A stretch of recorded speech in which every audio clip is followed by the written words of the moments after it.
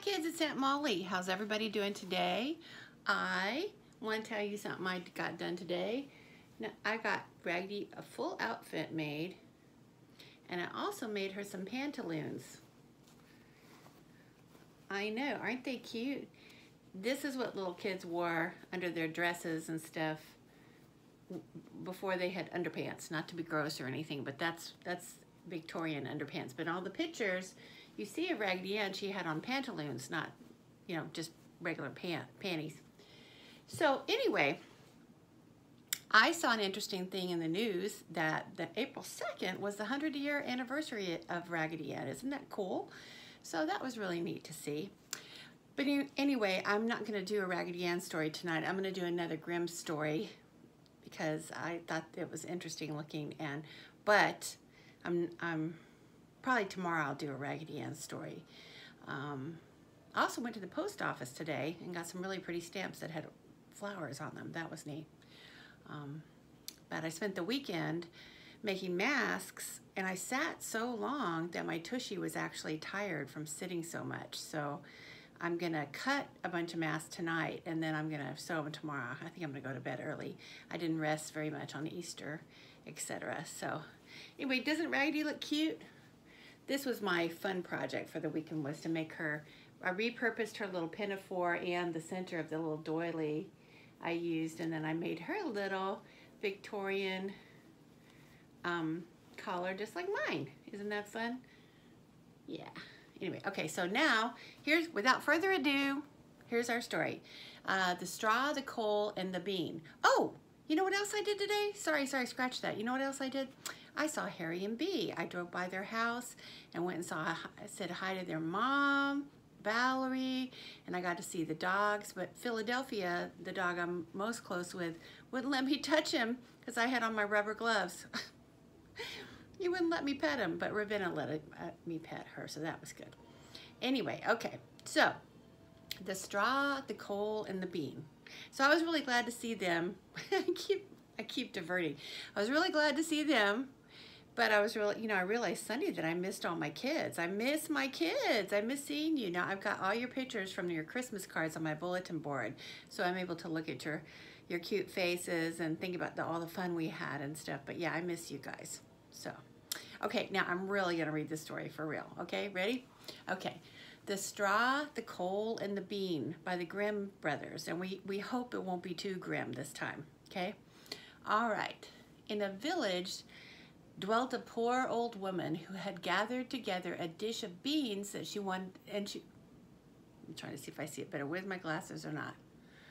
Better with, even though I had to do this. Whoop, boop, boop, boop. Beans, and wanted to cook them. So she made a fire on her hearth. You know what Asha always says when I do stuff like that? She says, silly Molly. So, silly Molly. Okay.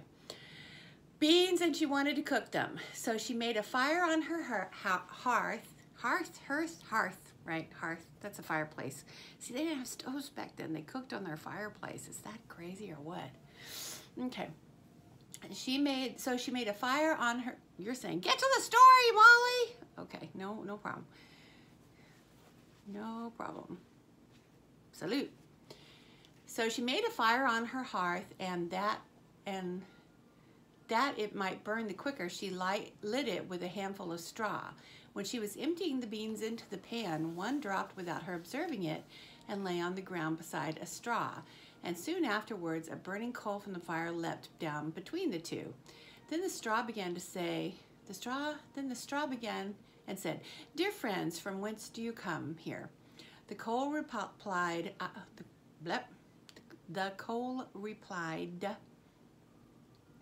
"I fortunately sprang out of the fire, and if I had not escaped by sheer force, my death would have been certain.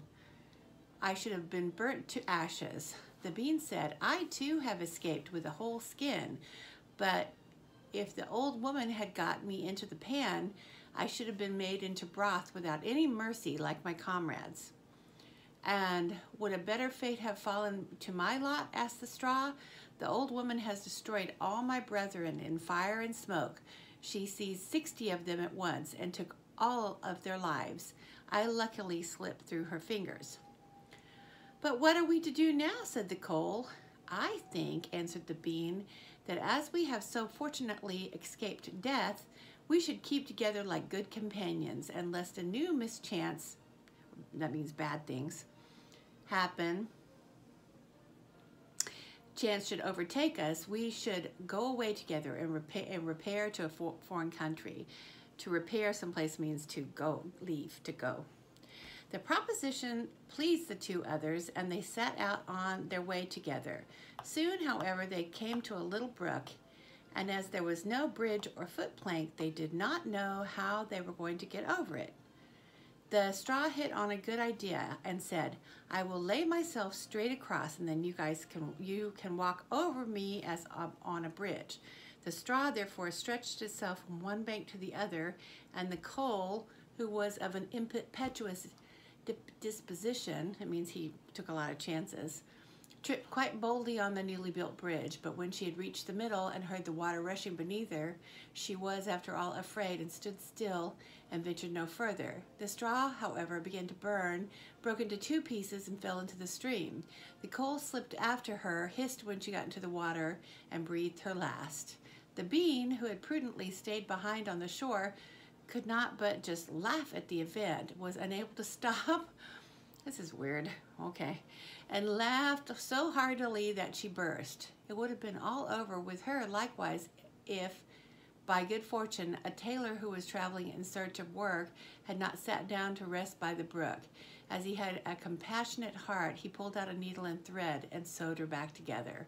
The bean thanked him most prettily, but as the tailor used black thread, all beans since then have had a black seam. Okay, wow. I eat pinto beans and they do not have a black seam, but that's okay. Then that's the end of the story. 7 minutes, boop, with all my talking. Well, that was cute. Weird, but cute. I don't know. All right, guys, that's end of story time tonight. I'm sending you lots of hugs and kisses from Aunt Molly, ready? And Raggedy Ann, ready? Mwah. All right, good night, everybody. Talk to you tomorrow.